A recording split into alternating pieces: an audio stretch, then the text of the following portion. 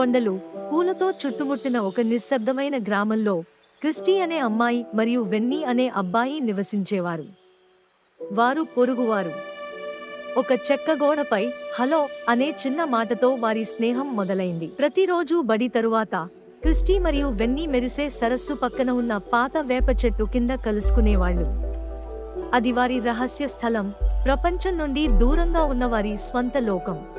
ఒక సంధ్య సమయంలో సరస్సు విచిత్రంగా మెరిసింది. వేప చెట్టు వెనుక వారు ఒక కొత్త విషయం కనిపెట్టారు. ఓ పాత రాతి తలుపు, ముళ్లతో కప్పబడి, మంత్రశక్తితో హుమ్ముగా ఉంచుతూ.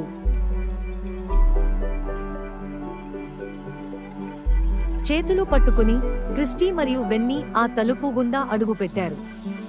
వారు చిలుకలతో మాట్లాడే చెట్లు, తేలియాడే ద్వీపాలు మరియు తలకిందులుగా పెరిగే వృక్షాలతో కూడిన మాయలోకాన్ని చూశారు. ఆ మాయలోకం వారి బంధాన్ని గుర్తించింది.